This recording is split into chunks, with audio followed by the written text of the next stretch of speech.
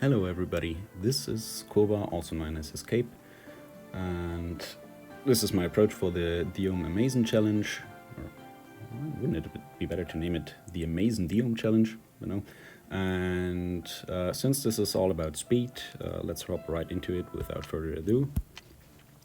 Some of you may have seen this kind of team already in the past days, because a lot of people actually built it after I published it a few days ago in the official Discord and did a lot of explaining to it. But I think this one is still the fastest and most efficient approach that's currently existing, because first of all it works with 4 units, second of all it will manage to do the runs in 5 seconds, and last but not least you can level a fodder with it in the meantime. So quite efficient if you ask me. And there you go. Yuki will auto-target the mid-boss due to her element, and that's why this team is 100% consistent with those 4 units.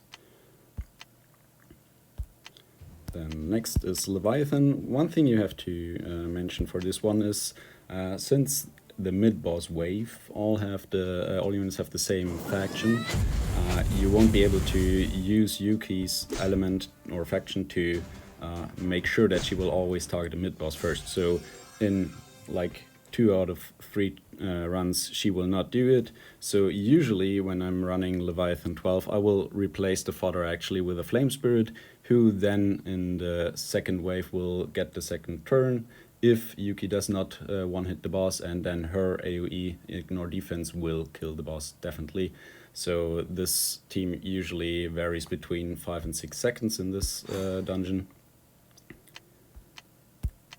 And last not least, we have Hydra. For this we're gonna change the element of Yuki to ensure that she will also target the mid-boss here automatically.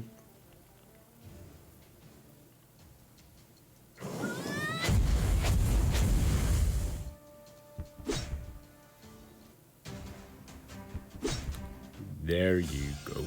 And I think right now this is probably the fastest team possible, unless you can run it a little speedier due to some better hardware or device. I don't know if there's any hardware that will process this application or this game faster or more performant than an Apple device right now. So there still might be a chance that it's possible to do a run faster, but from the sheer mathematics you will always kill the wave in the first hit. And since you will right now require ignore defense skills, there's only so many that you can use to achieve this, and that means that there's limited possibility to vary the skill animations. For example, skill 3, the only alternative, and I think that one's still buggy, would be the Abyss Queen, and for skill 1 on Yuki, the alternative would be, for example, Holy Swordsman, but he seems to have pretty much the same animation speed than the Dark Pirate, and given the fact that the Dark Pirate is a natural 3-star, I find it better to fodder him to Yuki to use it and to enable it, especially since then you will have, for the lair build that some of you might also know, that uses to one-hit evil lair and some others, since then you will not need a net 4 leader skill to be able to control Yuki's element or faction. So that's something you might want to keep in mind. But technically you could also use skill 1 of Holy Swordsman if you happen to don't have a Pirate and want to fodder one of them. So there you go. And last not least, since I do hear a lot of people trying to call themselves experts on this team, like, oh yeah, but you need 3 net 5s for it, the Bone Knight, the Bone King, the 2 Marquises and Yuki in combination. I'll show you something right quickly to make sure that people get a right understanding of how this actually works. There we go.